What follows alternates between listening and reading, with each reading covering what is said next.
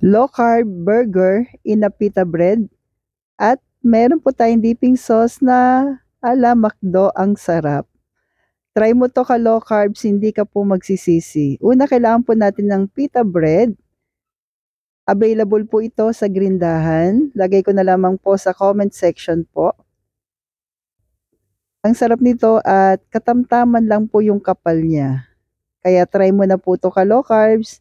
Low carb po ito din at lahat ng ingredients ay pasok sa ating food guide. And please don't forget to like and follow po para updated tayo sa ating mga low carb meal, low carb dessert, low carb kaalaman natin everyday. Thank you po and God bless. Yan, yung ating burger patties po natin dito, ipupush mo lang po, ikakalat mo po sa buong pita bread, katulad ng ganyan.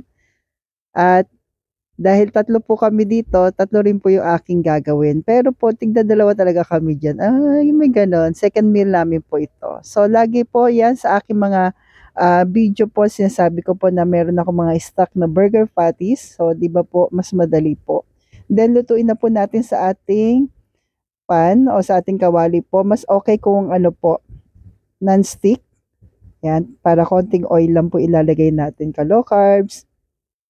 Maganda po yung pagka na-achieve mo na yung protina na kailangan mo po sa second meal, pwede na po kahit konti na lang. O di ba kasi busog na eh.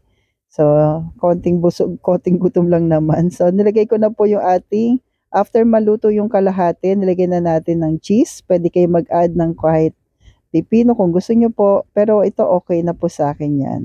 So, toasted po yung sa akin, pero sa aking mag-ama ay hindi naman toasted. Yan. So, ito na po, tabi natin. At gawa rin tayo ng quesadilla. Yan po, na local pa rin naman ang mga nilagay nating sangkap na cheese.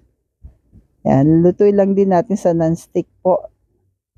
Then, takpan natin para mas madali siya mag-melt yung ating cheese. Yan, keso po ang gamit ko po dito, pero meron din tayo sa Grindahan po. Naubusan lang ako. Ito po yung aking ala McDo na dipping sauce. Una, mayo. Lagay tayo ng local mayo. Mustard po. Yan. Then, add tayo na unsweetened po na pickles and vinegar. Add tayo ng salt. Himalayan salt po yung aking ginamit dito. At sweetener po na stevia erythritol na available din lahat sa Grindahan po. Ka-low carbs. I-mix mo lamang po. Ay, naku po, napakasarap nito. Sige po, pag nakagawa kayo nito ka-low carbs sa balikan niyo po ako para matuwa naman ako. Sabay ganun eh, no? Yan na po yung aming second meal. So, enjoy nyo po at stay low carb pa rin tayo mga ka-low carbs. Nawa po pag nagawa nyo na na-try, pa-comment din po. Thank you and God bless.